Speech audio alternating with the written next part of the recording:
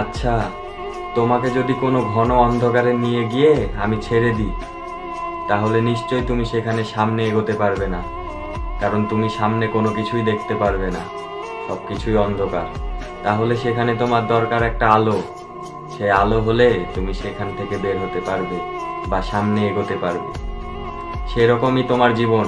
সারা জীবন নিজেকে অন্ধকারের মধ্যে ডুবিয়ে রাখলে হয়তো ক্ষণিকের সুখ, দুনিয়াতে হয়তো তুমি মনে করছো এটাই তোমার সব কিছু, কিন্তু কবরে গেলে অবশ্যই তোমাকে আলো লাগবে।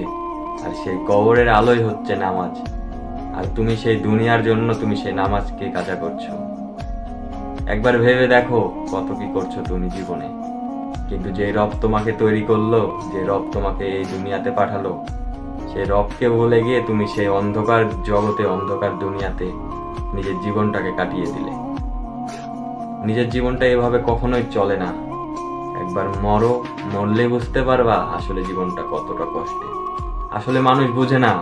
মানুষ মনে করে যে এ দুনিয়াটাই সব কিছু। আসলে মানুষ তো দেখতে পায় না যে আসলে কবরে কতটা কি, কতটা কষ্ট।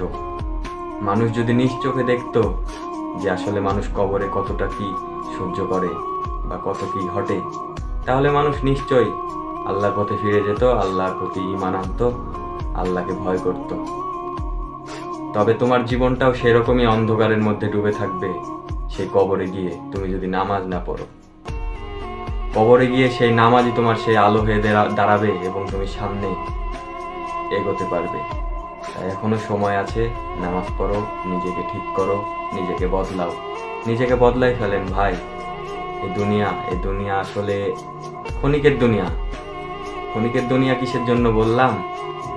আমি কোনো একটা হাদিসে শুনেছি, আমার আল্লাহ বলেছেন এই গোটা পৃথিবীতে যে সাগরগুলো আছে, যে কোনো একটা সাগরে গিয়ে যদি আপনি একটা আঙ্গুল চুবড়িয়ে, আপনার আঙ্গুলে যতটুকু পানি উঠবে ততটুকুই হচ্ছে আমাদের জীবন।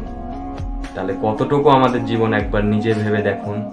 আর সেই জীবনে আপনি কত কি নাই করছেন, কত কিছুর স্বপ্ন দেখছেন। আসলে একবার কবরে গেলে, কবরটা যখন অন্ধকার হয়ে যাবে, তখন বুঝতে পারবেন আসলে কি। তখন সেই নামাজই আপনার আলো হয়ে দাঁড়াবে। তাই এখনো সময় আছে, নামাজ পড়ুন।